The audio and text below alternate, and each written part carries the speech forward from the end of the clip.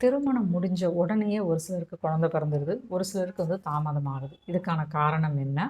ஒரு கரு எப்படி உற்பத்தி ஆகுது? உற்பத்தியான கரு எப்படி வளருது? ஒரு சிலருக்கு ஆண் குழந்தையும், ஒரு சிலருக்கு பெண் குழந்தையும் பிறக்குது. இதுக்கான காரணம் என்ன? பிறக்க போற குழந்தை என்னன்னு சொல்லி எப்படி முடிவு செய்யப்படுது? ஒரு சிலருக்கு பிறந்ததுக்கு அப்புறம் அவங்களுடைய முற்பிறவி ஞாபகங்கள்லாம் வருது. இதுக்கான காரணம் என்ன? நிறைய குழந்தைகள் ஆரோக்கியமா பிறக்கும்போது, ஒரு சில குழந்தைகள் மட்டும் காது கேட்காம, இல்ல வாய் பேச முடியாம, இந்த மாரி ஊனத்தோட பிறக்குறாங்க அப்படின்னா, அதுக்கான காரணம் என்ன? நம்ம உடல்ல இருக்க வெப்பம் 6 விதமான வழிகள்ல வெளியேறுமா? அது என்ன அந்த 6 விதமான வழிகள்? இந்த கேள்விகளுக்கெல்லாம் பதில் தெரிஞ்சுக்கணும் அப்படின்னா, இந்த வீடியோவ தொடர்ந்து பாருங்க. இந்த விஷயங்கள்லாம் யாருக்கு பயனுள்ளதா இருக்கும் அப்படின்னு நினைக்கிறீங்களோ, அவங்களுக்கெல்லாம் இந்த வீடியோவ ஷேர் பண்ணுங்க.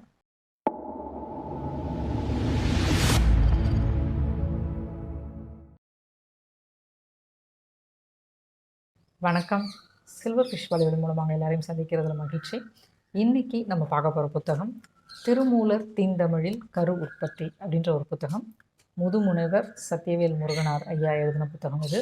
இந்த புத்தகத்தை ஐயா ஏன் எழுதினாரு அப்படின்ற ஒரு அறிமுகத்தோட ஆரம்பிக்கிறாரு.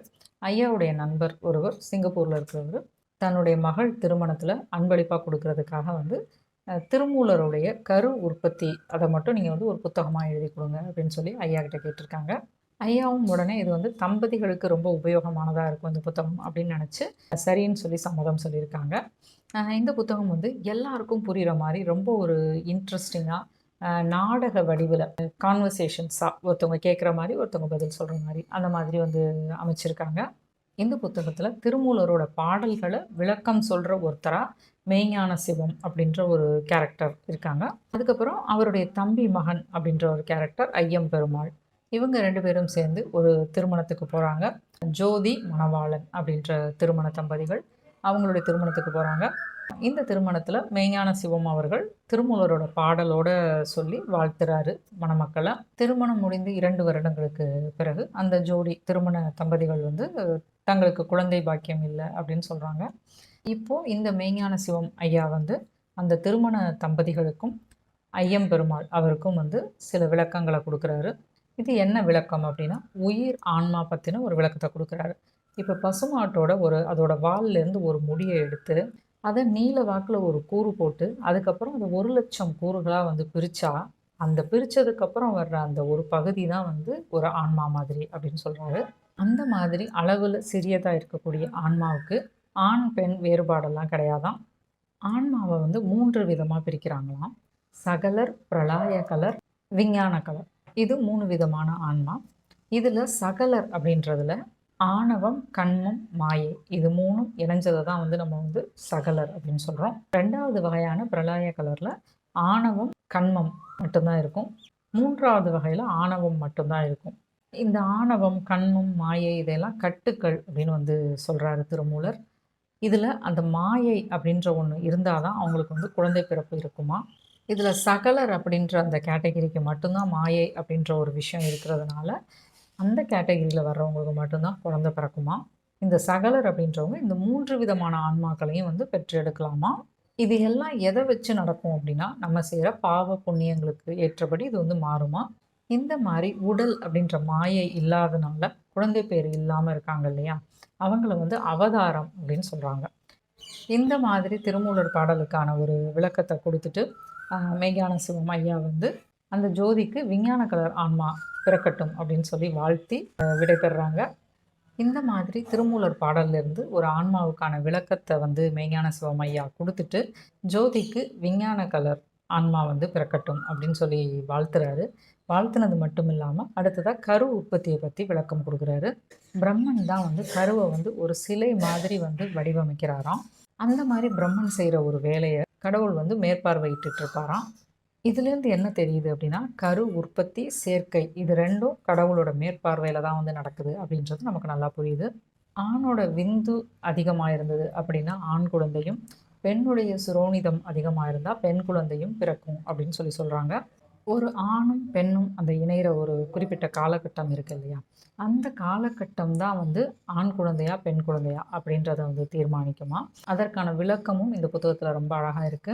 இப்போ ஒரு பெண் கர்ப்பமா இருக்கும்போது, அவங்களுக்கு வந்து கழிவுகள் சரியா வெளியேறாம இருந்தது அப்படின்னா, பிறக்கப் போற குழந்தைகளுக்கு சில பிரச்சனைகள் இருக்கும் அப்படின்னு சொல்லி, என்னென்ன பிரச்சனைகள் இருக்கும் அப்படின்றத ரொம்ப விளக்கமா குடுத்துருக்காங்க. அதே மாரி ஒரு ஆணும், பெண்ணும் இணையிறாங்க அப்படின்னா, அந்த இணைப்பு வந்து நிச்சயமா வந்து ஒரு இறை நம்பிக்கை நிறைந்ததா, முழுமையான அன்பு நிறைந்ததா இருக்கணும். வெறுமனே ஒரு காம இச்சைக்கானதா அது வந்து இருக்கக்கூடாது அப்படின்னும் சொல்றாங்க. சைவ சித்தாந்தம் சொல்றது என்ன அப்படின்னா, ஒரு உயிர் இருக்கு அப்படின்னா, அந்த உயிருக்கு வந்து பல பிறவிகள் இருக்குமாம். ஒவ்வொரு உயிருக்கும் ஒரு உடல் இருக்கும். ஒவ்வொரு உடலுக்கும் 36 தத்துவங்கள் இருக்குமாம். அதில 25 தத்துவங்கள் வந்து பெண்ணோட கர்ப்பப்பையில வந்து உருவாக்கப்படுமாம். மீதி 11 தத்துவங்கள் வந்து முற்பிறவியிலிருந்தே வந்து வருமாம்.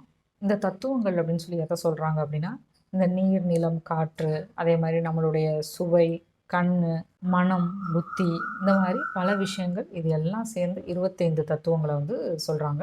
இந்த 36 வகை தத்துவங்கள பத்தி ரொம்ப டீட்டெயிலா தெரிஞ்சுக்கிறதுக்கு இந்த புத்தகத்த கண்டிப்பா படிங்க. 11 தத்துவங்கள் வந்து முற்பிறவிலேருந்து வரும்னு சொன்னோம் இல்லையா? இது எல்லாமே நம்ம செய்ற பாவ, புண்ணியம் இது எல்லாத்தையும் சேர்த்து வச்சு அடுத்த பிறவிக்கு வந்து அப்படியே வந்து ட்ரான்ஸ்ஃபர் ஆகும். ஒரு பொருள் வளரணும் அப்படின்னா, அதுக்கு வெப்பம் தேவை, நீர் தேவை. இப்ப நம்மளுடைய கரு எப்படி வளருது அப்படின்னா, அம்மாவுடைய ரத்தம் அப்படின்றது வந்து ஒரு நீர் மாரி செயல்படுது. அதே மாரி ஒரு தந்தைகிட்டேருந்து வர்ற அந்த விந்துல வந்து வெப்பம் இருக்குமாம். இதுதான் அந்த கருவுக்கு வந்து வெப்ப மூலாதாரத்த வந்து குடுக்குதாம். இந்த வெப்பத்தோட சேர்ந்து இறைவனுடைய பாதமும் பதிக்கப்படுமாம் இங்க. ஏன் அப்படின்னா, கருவுக்கு எந்த ஆபத்தும் வராம, இறைவனுடைய அருள் வந்து முழுமையா கிடைக்கணும் அப்படின்றதா சொல்லப்படுது. இப்படி கரு உற்பத்திய பத்தி மெய்ஞான சிவம் ஐயா விளக்கம் குடுத்துட்டுருக்கும்போது, ஆரம்பத்தில 3 பேரு கேட்டுட்டு இருந்த அந்த ஒரு உரைய வந்து, நெறைய பேர் கேட்க ஆரம்பிச்சு, இறுதியா அது ஒரு சொற்பொழிவாவே மாறிருச்சாம். பல லட்சக்கணக்கான விந்தணுக்கள் வந்து கருமுட்டைய நோக்கி போனா கூட, ஒரே ஒரு விந்தணு தான் வந்து கருமுட்டையோட கலந்து, அது வந்து கருவா வந்து மாறுமாம். இந்த மாரி 10 மாதம் அந்த கரு வளருது இல்லையா? ஒரு அம்மாவோட கருப்பையில. இப்போ அந்த கருவ வந்து சரியா வெளியேத்துறதுக்காக ஒரு வாயுவையும் சேர்த்து இறைவன் வந்து குடுத்துருக்காராம். அந்த வாயுவோட பேரு தனஞ்சயன். இந்த வாயு எப்ப சரியா வேலை செய்யலையோ, அப்பதான் வந்து நார்மல் டெலிவரி இல்லாம சிசேரியன் அந்த மாரிலாம் வந்து நடக்குது. இந்த தனஞ்சயன் அப்படின்ற வாயுவோட சேர்த்து நம்ம உடம்புல வந்து 10 விதமான வாயுக்கள் இருக்கதா வந்து சொல்றாரு. நம்ம உடம்புல இருக்க வெப்பமும் வந்து ஒரு குறிப்பிட்ட அளவு வந்து மெயின்டெயின் ஆகணுமா எப்பயுமே. அப்படி மெயின்டெயின் ஆகல அப்படின்னா, அந்த வெப்பத்த வெளியேத்துறதுக்கு 6 விதமான வழிகள வந்து நம்ம உடம்பு வச்சிருக்காம். அது என்ன 6 விதமான வழிகள் அப்படின்னா, பசி, தாகம், சோகம், மோகம், முதுமை, மரணம். இதுதான் அந்த 6 விதமான வழிகள். பசிக்கும்போது நம்ம சாப்பிட்டோம் அப்படின்னா, அந்த வெப்பம் தணிஞ்சிருமாம். அதே மாதிரி தாகம் ஏற்படும்போது தண்ணி குடித்தோம் அப்படின்னா, அந்த வெப்பம் வந்து தணிஞ்சிருமாம். நம்ம நியூஸ்லலாம் நெறைய பார்த்துருப்போம். சில பேருக்கு வந்து திடீர்னு வந்து அவங்களோட முற்பிறவி ஞாபகங்கள்லாம் வரும். முற்பிறவி ஞாபகங்கள் எல்லாம் மறைச்சு வைக்கிறது தான் இறைவனோட வேலையாம். ஆனா, இந்த ஒரு சிலருக்கு மட்டும் ஏன் அப்படி காட்டுறாங்க அப்படின்னா, இந்த மாரி விஷயம்லாம் இருக்கு அப்படின்னு சொல்லி உலகத்துக்கு தெரியப்படுத்தணும் அப்படின்றதுக்காக தான் இதெல்லாம் நடக்குமாம். இப்படியே இந்த விளக்கங்கள் வந்து தொடர்ந்து போயிட்டே இருக்கு. ஒரு சொற்பொழிவா மாறிருச்சு. எல்லாரும் வந்து திருமூலருடைய பாடல்களையும், அதனுடைய விளக்கங்களையும் கேட்டுட்டு இருக்காங்க அந்த சொற்பொழிவுல. குழந்தை இல்லை அப்படின்னு சொல்லி வந்த ஜோதி, மணவாளன் அந்த தம்பதிகளுக்கு இறுதியா ஒரு ஆண் குழந்தையும் பிறந்துருது. இந்த புத்தகத்துல ரொம்ப சிறப்பான அம்சம் என்ன அப்படின்னா, வெறுமனே திருமூலர் பாடல்கள குடுத்து, அதோட விளக்கங்கள குடுக்காம, ஒரு கேள்வி பதில் மாரி, உரையாடல் மாதிரி அத வந்து அமைச்சது வந்து ரொம்ப சிறப்பா இருக்கு. இன்னும் நீங்களும் வந்து இந்த கரு உற்பத்திய பத்தி, நம்ம உடம்ப பத்தி, கரு வந்து எப்படி உற்பத்தி ஆகுது, உற்பத்தியான கரு எப்படி வெளிய வருது, இன்னும் வந்து முற்பிறவிகள் பத்தி, இந்த மாரி பல விஷயங்கள தெரிஞ்சுக்க இந்த புத்தகத்த எல்லாரும் வாங்கி அவசியம் படிங்க. படிச்சுட்டு உங்களுடைய கருத்துக்கள ஷேர் பண்ணுங்க. இதே மாதிரி ஒரு அழகான பதிவோட நான் உங்கள மறுபடியும் சந்திக்கிறேன். வாசிப்பை நேசிப்போம், அன்பை சுவாசிப்போம், பிரபஞ்சத்தை அன்பால் நிறைப்போம்.